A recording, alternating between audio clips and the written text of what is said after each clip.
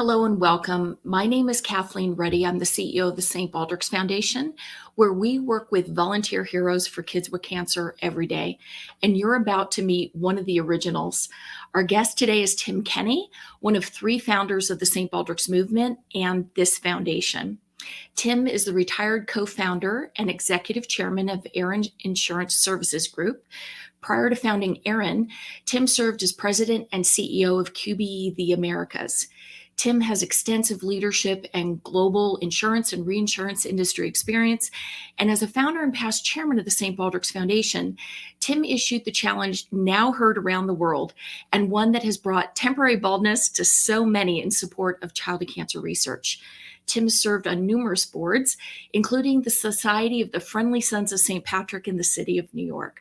Raised on a farm in Ireland, he moved to New York in 1987. Today, he's a proud American citizen, a husband and father of three, and a past St. Baldrick's JV. Welcome, Tim. Thank you, Kathleen. That makes me sound very important. That I don't deserve it, but I'll take it for now. Thank you. Good day, and everybody. Good evening. Good morning. Glad to be here. Thank you, Tim. And you are important to this movement and to every child. So let's talk about it. St. Baldrick's began as a challenge that you issued to a couple of colleagues. Tell us, how exactly did that go down? Because there's lots of versions of the legend. How did that all happen? Well, the real version is very simple. John Bender and McDonald and I, who are now co-founders, we had played a very bad game of golf on July 2nd, 1999, was July 4th weekend. And we came back to my house at the time, which was in Northport, where we actually started an event a few years later. And, we had a few lemonades and we had a few more lemonades, and, we started talking, and I just turned to the guys, not that we were doing great, but we were doing okay compared to growing up in Ireland. And I said, we should do something to give back. And it was that simple. People ask me, how'd you come up with that great idea? I said, well, it was a drunken stupor, probably more than anything else. And I shouldn't say that online, but they are the facts. And we said we would do a head shaving event the following St. Patrick's Day. And we used to have kind of a debaucherous St. Patrick's Day that we just partied and had great corned beef and cabbage, etc. And we said, why don't we turn it into something useful? And in solidarity with the children who go through chemo, we would do a head shaving event. And I think it was incredible locks of hair that inspired the marriage of shaving with kids with cancer. Absolutely. Enda is blessed with a big mop blonde hair, and John, big head of red hair. And as you can see, I've been follically challenged for quite a while now. So I figured I could raise money, although I did end up shaving a couple of times. And Enda was definitely the guy that grew his hair out and had plenty to shave. So he was very instrumental in getting the people for the first St. Baldrick's Day event. So the first event was on St. Patrick's Day in the year 2000, which is where St. Baldrick's got its name. It's the fusion of the word bald with St. Patrick's Day. But where was the event? What was the goal? And how did that all turn out? The goal was quite simple. We were going to get 17 guys, because asking a woman to shave their head back in those days was kind of just something we didn't do. So we said we get 17 guys on March 17, get them to raise $1,000 on each of their heads from donors. So we'd raise $17,000 on March 17 for childhood cancer. We didn't know whether it was going to be research. We just wanted to have an event and see what happened. So we succeeded in having the event at Jim Brady's downtown on Maiden Lane, right off of Wall Street, where we used to have our St. Patrick's Day parties. And the owner, Paul Quinn, a fellow Irishman from County Galway, he was very kind and let us use his facilities. And that's a very busy day for bar. So him giving up space for us was very honorable of him and very kind of him. And we had a stage that was there. The musicians were on the stage, and when it came to shaving, we had a buzzer We had buckets of water, shaving cream, and a big razor, and we took it all the way down to Michael Jordan look. Probably wasn't the smartest thing to do. We're all in the insurance business, but back then we were thinking about how do we raise money? How do we have a bit of fun doing it for, as we later kind of coined it, a somber cause. Yeah, since then, we've certainly learned some of the safety measures that make our people a little safer and guarantee they leave looking good. Yeah. That first year, your goal was 17,000. You raised 104,000. Were you surprised at the level of enthusiasm and the commitment and the generosity and the support from the reinsurance industry that you received? Yeah, absolutely. The three of us worked in the reinsurance industry predominantly at the time. And, it was the first time. It was, we'll give it a shot, one and done type of thing. And, people from our companies, our business partners, our clients, et cetera, everybody came to Jim Brady's. And most of the 104,000 was raised cash in the bar that day. If you remember, Kathleen, we had a big bag of money, and we're like, okay, what do we do with this now? And that's when we realized we had something going here. And to go from 17,000 to 104,000 was huge, way beyond our wildest expectations. So, in the beginning, there wasn't really a grand scheme for there to be a foundation or to grow it or whatever. It was just to, as you said, to do something that day on St. Patrick's Day. And by 2001, in March of that year, planning was already underway, though, for March of 2002. But of course, in between was 9/11. And I know many of us wondered what would become of St. Baldrick's after that, because your industry was very heavily impacted, and as all of New Yorkers and the world was. How did the resolve in the industry galvanize around continuing to support St. Baldrick's and to grow this as a cause for children with cancer when there were so much other profound there was such profound need in New York amongst families of first responders and your own colleagues who had lived and worked in Lower Manhattan? Well, most of the reinsurance industry at the time was centered around Lower Manhattan. In fact, a lot of the companies like Aon and Guy Carpenter, Marsh McLennan, they were all in the World Trade Center and had very significant losses of life. And we lost friends and people we knew and did business with. On that day, I'll be honest, I certainly wasn't thinking of St. Baldrick's or thinking about St. Baldrick's a year later, but I was downtown. I got in early that day. I was sitting in my office and I saw papers passing by my office, and I'm about probably quarter of a mile, but still close enough. And I thought, did I miss a ticker tape parade or something? And one of my coworkers, Mary Ann Pedersen, came in. She said, a plane hit the World Trade Center. I'm like, okay, so I'm on the east side. I go over to the west corner, and I have to look up to see it. That's, it's a mile high, the building, and I could see a hole in the building with smoke coming out, and I just said, all right, maybe it's a helicopter. And then I went back to my office, put on the TV, and just as I did that, the second plane hit, and it literally shook the buildings around us. And there was a glass building right next door, and you could see the flash there. And that's when we knew it was probably Armageddon, and didn't know what it was much beyond that. And unfortunately, I went back over to that window, and that's when I looked up and I could see people jumping. And that was one of the scariest things. And so we had to just try to organize, we had people coming into work, people who were at work, and people who didn't make it in. So the people came in who were shocked and saw things that nobody should see. And as I said, as CEO, we tried to get people into groups. We got everyone into the main area, and we had a TV on there. We said, all right, what do we do? And I made a decision, and people could take it or not.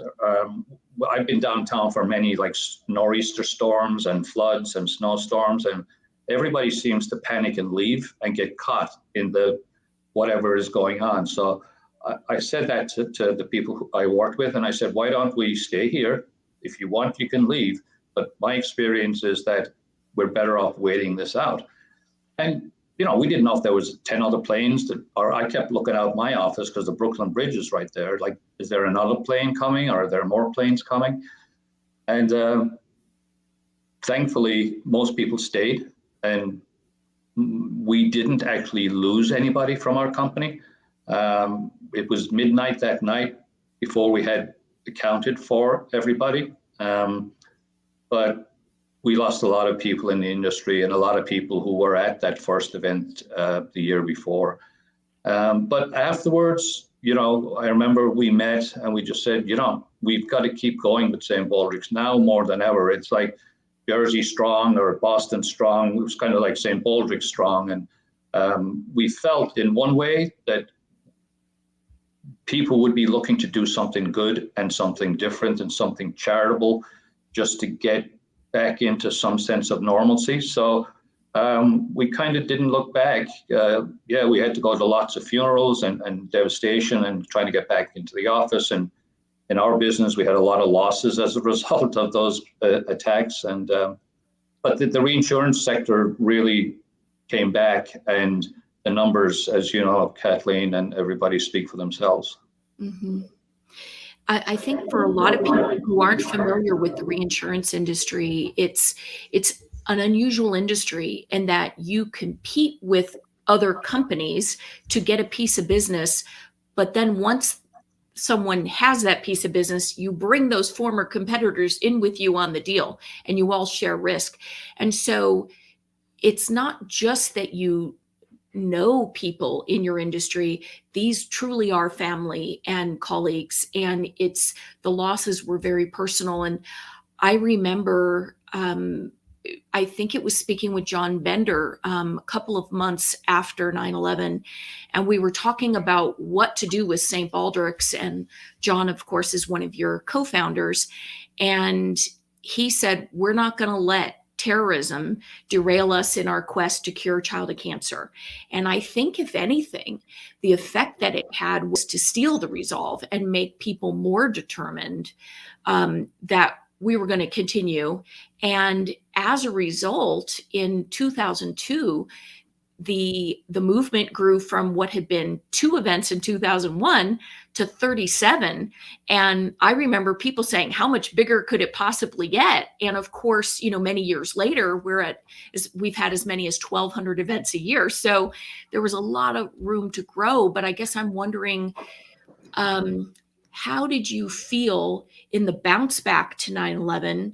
And when did you start envisioning maybe a grander future for St. Baldrick's and its ability to kind of fuel research? Well, I think the more events we had, the more the name got out. Like, we didn't spend a lot of money ever on marketing or advertising. It was really word of mouth.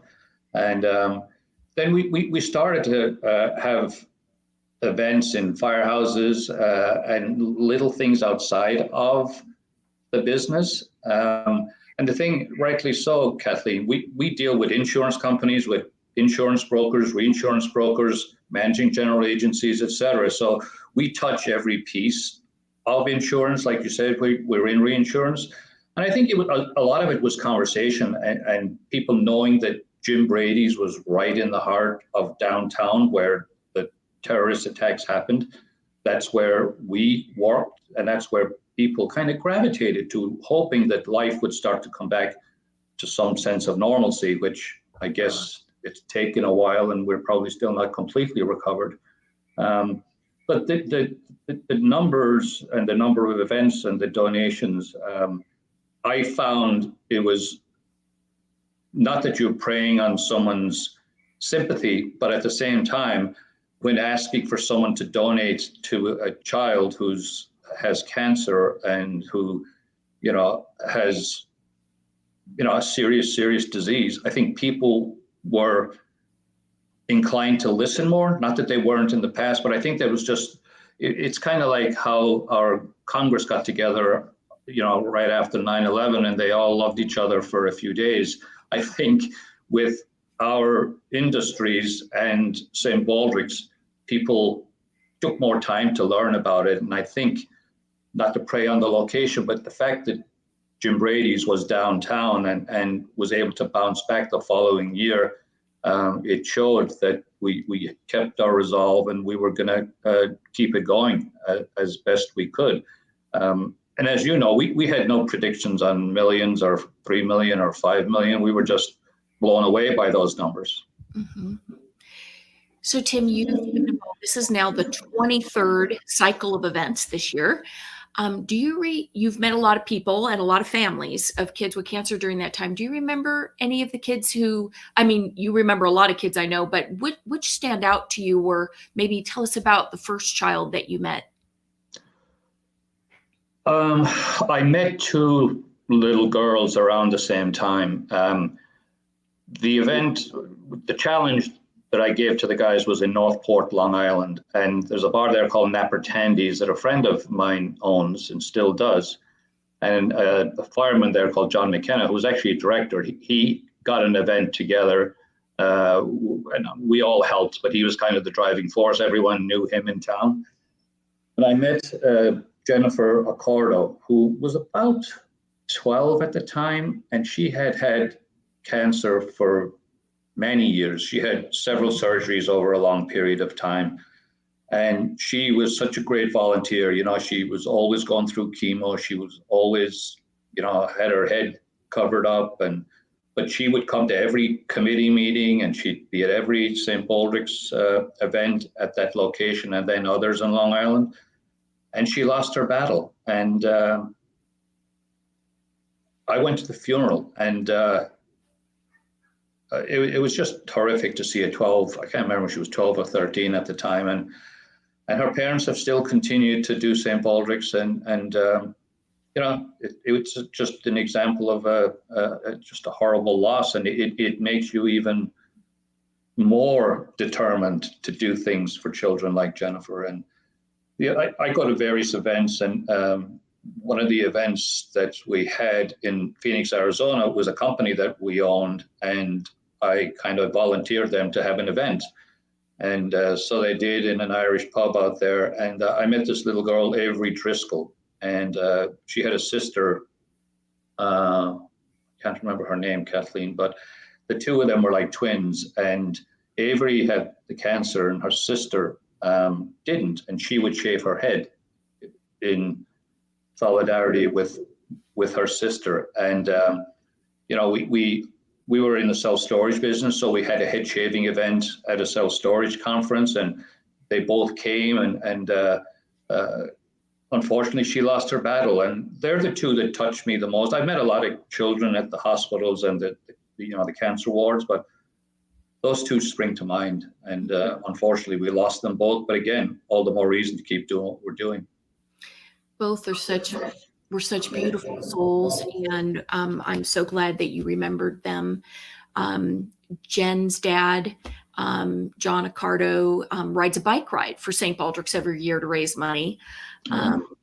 Avery's mom, Stephanie, is just incredibly passionate and always advocating as well. We're so blessed with the commitment of these families. And I think back to in 2004, you and your fellow founders decided to kind of spin St. Baldrick's off. It had been under an umbrella of another organization. You decided to create your own foundation. And what kind of freedoms did that give you, or latitude or permission to kind of re-envision St. Baldrick's? And did anything surprise you about setting up and becoming the helm of a nonprofit? Well, we didn't have a clue what we were doing as it relates to that. We knew how to run businesses as CEOs or whatever, but we knew how to raise money. And yeah, we had been given the money to another foundation, and we were driven by raising as much as we could, giving as much as we could to the cause, and keeping our expenses as low as we could.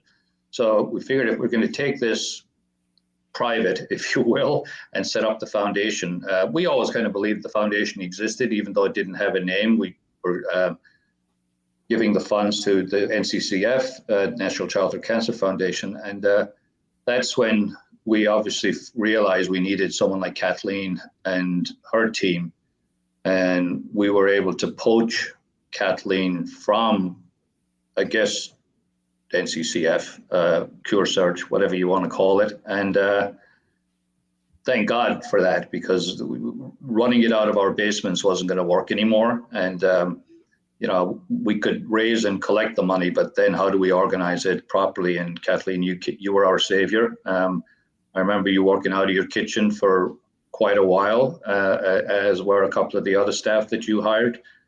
So that was a huge relief to us, because now we said, all right, we can do what we think we do well, raise money. And we've got Kathleen to obviously help raise money and wave the flag, but also bring some sense of normal organization to the foundation, I guess.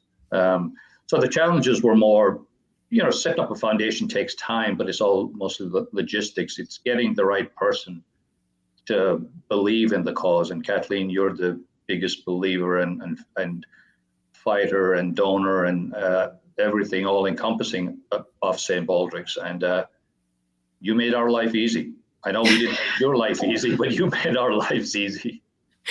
Well, I think that's very generous of you, Tim, but thank you. I was glad to accept that call and to be a partner to all of you in this effort.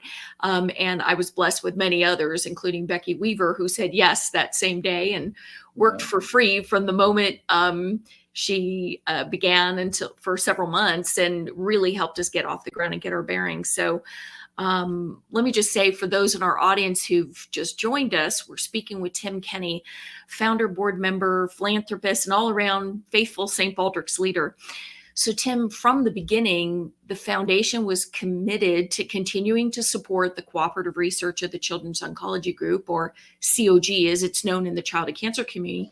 But even in the first year, the board began thinking about other ways to effectively fund the broader childhood cancer research pipeline. Tell us a little bit about that.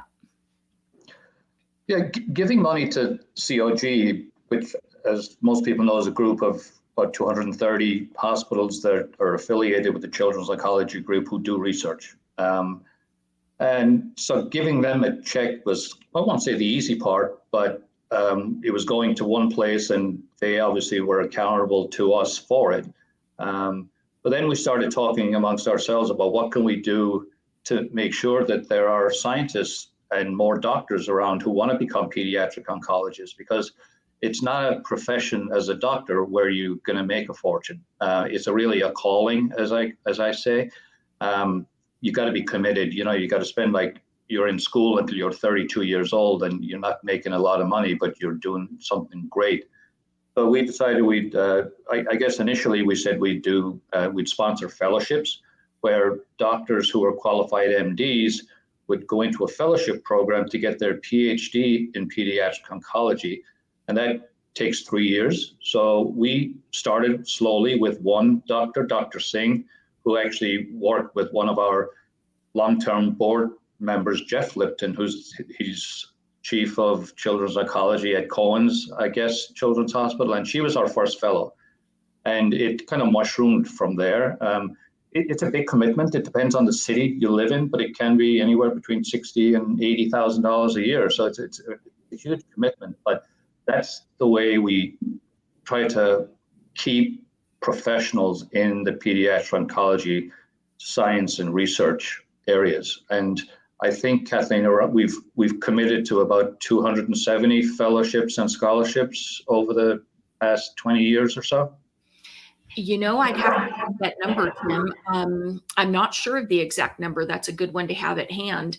But you're right. And that program, I think, was so efficient in that not only you were training an MD to become a researcher, but they're doing a research project while they're doing it. So you kind of get a double bang for your buck. And of course, then you've got them into that career path where they stay then, hopefully, for the rest of their career. So it's really helped, I think, curb the brain drain and make sure that there are sufficient numbers to carry on the work of those who are retiring from the field. So you mentioned Jeff Lipton, and he has said, we where near solved the problem of shortage of pediatric oncologists, but it's gone from horrible to bad. And so we're making improvements in terms of being able to keep the pipelines open and the work progressing. So, yeah. Sorry, and the good thing is, as we have grown, we don't just cut checks to fellows or for grants. We have a significant grant application process for all our giving. We're very lucky. We have a scientific advisory committee as a committee of the main board. We've been lucky to have Jeff Lipton as chair of that for many years. And we've been able to pull together about, I don't know, 230, 40, 50 scientific researchers who actually review all those grant applications. And they have to, I think each grant application is reviewed by 3 researchers, and they grade it from 1 to 5, 1 being the best. And that's when the board has all that information, along with what Kathleen and Becky do. We make a decision on the best grants based on the scientific advisory committee's recommendations. We're not researchers or scientists, so we depend on the experts to show us and tell us what to do.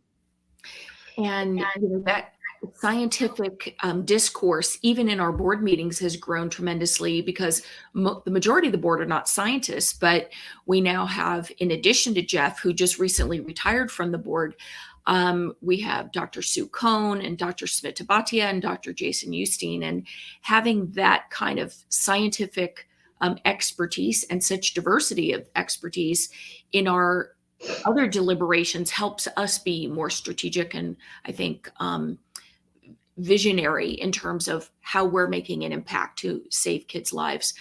Let me shift courses a little bit. When we were growing for many years at 20% a year, it was all we could do to keep up with the thousands of new Shavies and hundreds of events that were spanning the globe. Clearly, you and the other founders had done an incredible job spreading the word. What stands out to you amongst the many events that you've attended, and what do you think the secret sauce is behind this movement?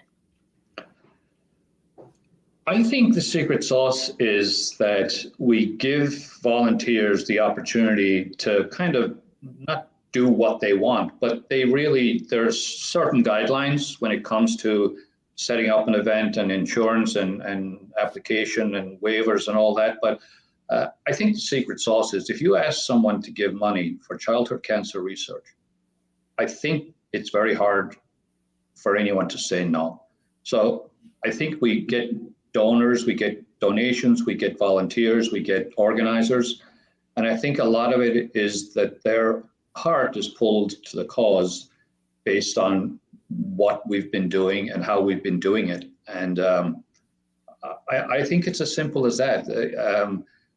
Event-driven fundraising is not the easiest in the world, but I've been lucky to be at many events, like Syracuse, like Kitty Hoynes, Phoenix, North Carolina, Philadelphia, Arizona, wherever. I try to go as many as I can, but of course then COVID hit, and that, if I can make that segue into, we were raising like $37 million in 2019, and March 17, 18, COVID hit, and that changed the whole landscape, especially for St. Baldrick's.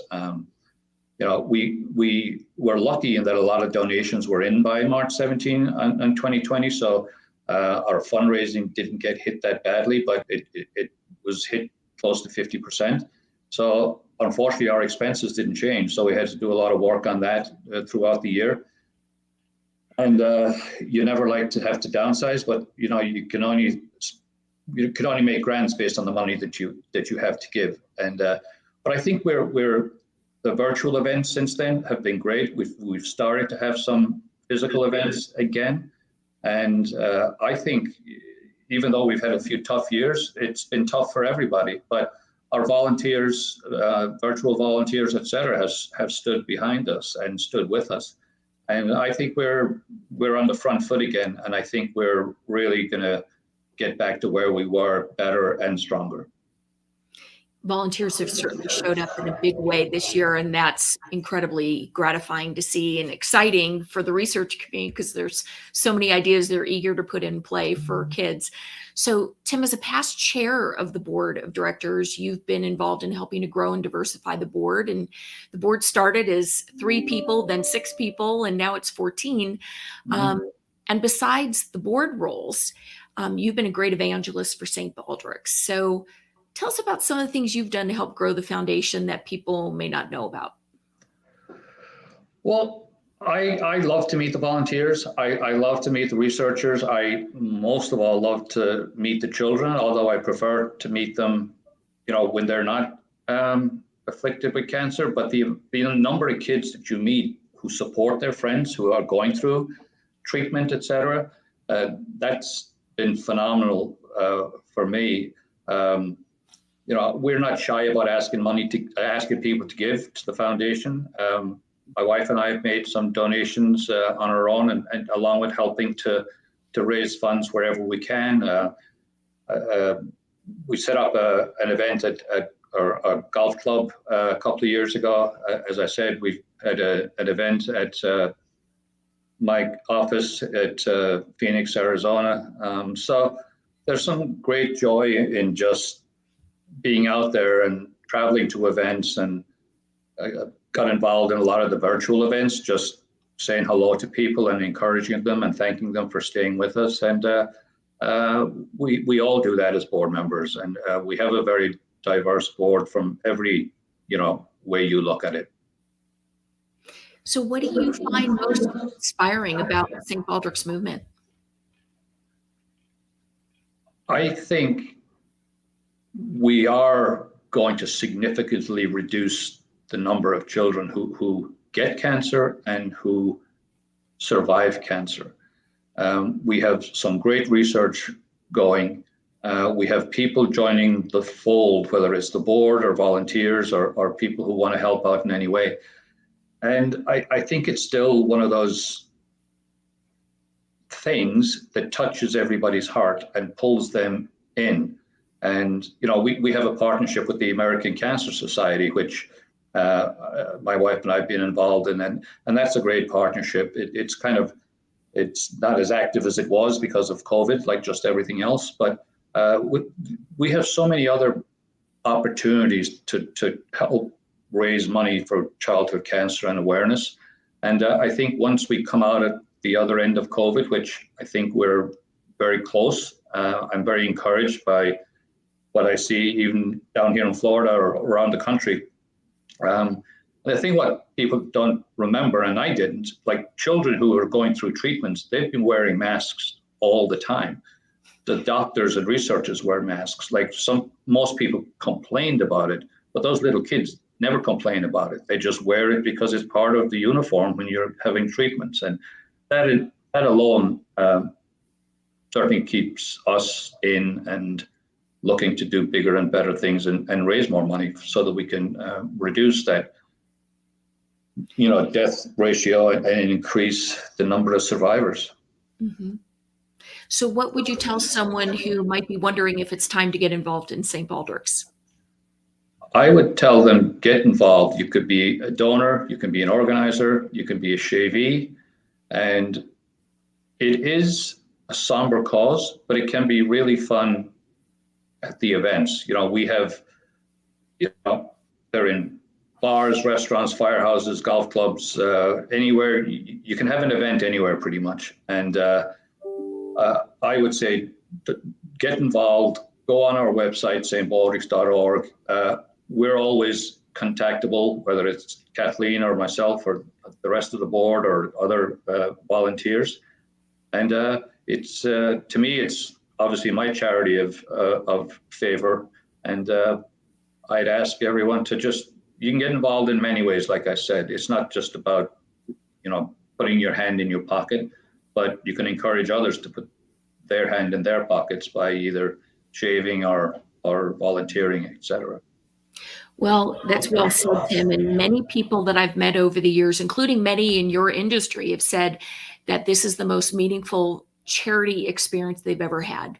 And for some, they've said, it's the most important thing I've ever done in my life other than having my own children. So that's a pretty great endorsement. And thank you so much for helping forge this organization and to provide that kind of opportunity to so many people, and personally to you for 23 years of incredible service and leadership on behalf of children with cancer. And thanks to all of you and our audience for tuning in. I want to leave you with 4 things that you can do to help children with cancer this St. Baldrick season.